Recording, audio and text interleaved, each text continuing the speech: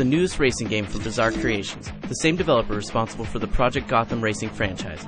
While it doesn't have much of a story, the basic premise of Blur is that you're a street racer trying to make a name for yourself, garnering fans through taking on established opponents. It sounds like pretty standard racing fare, but the twist of Blur is that in this world, cars can use weaponry against one another. Completing races or specific in-level objectives unlocks lights and fans, which unlock opponents and new cars respectively.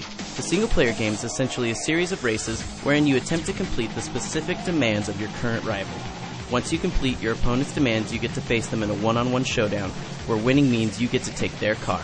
That is, if you can actually manage to beat them. No small feat, I assure you.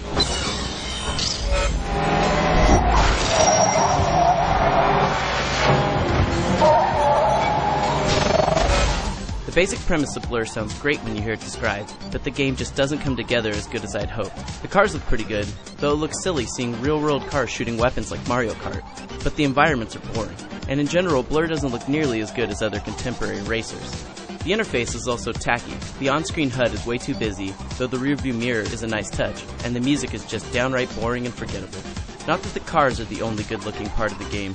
During the game's chaotic 20-player races, I have to admit the explosions and visual effects associated with the weapons look impressive, even if they can become a bit distracting.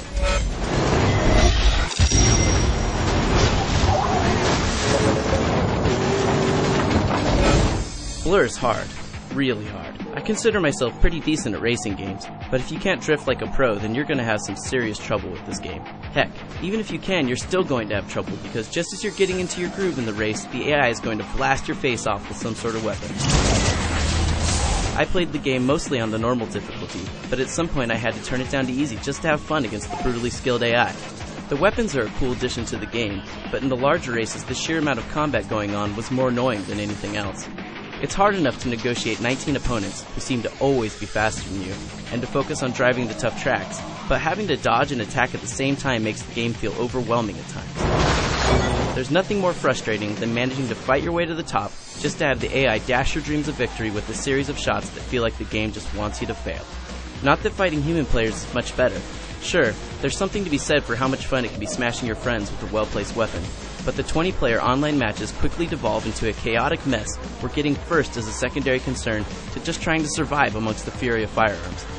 Thankfully, this is largely not a problem in the game's fun team-based races and battle modes, which are, to me, the best way to play Blur.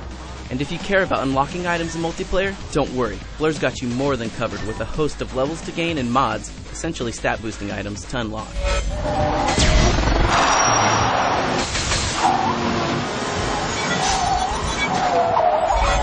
While I can't recommend the career or chaotic free-for-all multiplayer of Blur, the online team-based events and smaller races are actually pretty fun. The additional career levels, like Checkpoint and Destruction, were also pretty good, but it's pretty telling that these, where you don't really have to race and shoot, it's generally one or the other, were the better. 4-player split-screen play is also a welcome addition, but I feel like Blur is more of a party game that's fun in small doses, rather than the addictive online behemoth people wanted it to be.